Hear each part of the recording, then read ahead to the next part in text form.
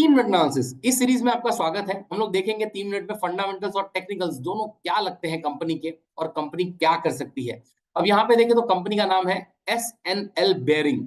अब देखें month on month basis पे इस कंपनी का जो शेयर प्राइस था 2014 में था 14 रुपया, उसके बाद ये बढ़ के हुआ 450 रुपए के ऊपर और अब ये 380 रुपीज पे ट्रेड कर रहा है। अब देखें तो एक टाइम पे 2020 में कोविड के उसमें इसने 66 रुपीज का लो किया था, 65 रुपीज का, मगर अब वापस से 79 रुपीज पे 379 रुपीज पे ट्रेड कर रहा है। अब वीकली बेसिस पे बात करें तो वीकली बेसिस पे थोड़ा सा ये अप ट्रेंडिंग मोड में है, हम लोग ये देखने के लिए मिल रहा है।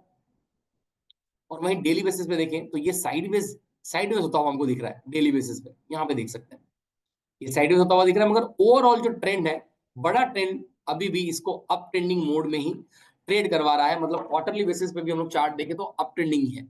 अब बात करते हैं कंपनी के फंडामेंटल्स की। कंपनी देखिए तो बहुत छोटी कंपनी है, सिर्फ 137 करोड़ की कंपनी है। बुक वैल्यू है कंपनी की 188 और 380 रुपीज में ये मिल रहा है। कंपनी का जो पी है वो है 12 का, इंडस्ट्री पी है 30 का, मतलब इंडस्ट्री से अगर कंपेयर करें तो सस्ता है। प्रमोटर का 74 उनका स्टेक है।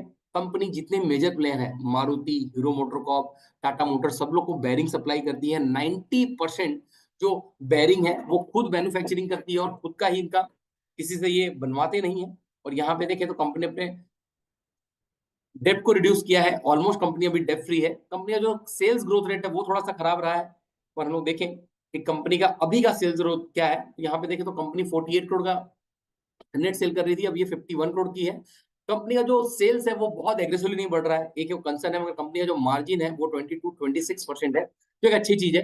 कंपनी का जो नेट प्रॉफिट आप ये देखिए, कंपनी सिर्फ 137 करोड़ की है, मगर कंपनी जो प्रॉफिट रिपोर्ट कर रही है वो 8 करोड़ से 11 करोड़ कर रही है। ये एक अच्छी चीज है। अब यहाँ पे देखें तो कंपनी का जो प्रमोटर्स है, प्रमोटर का जो स्टेक है वो 74% का है और पब्लिक कैश 25% का, मतलब इसमें एफआईआई और डीआईएस ने अभी तक एंट्री नहीं की है।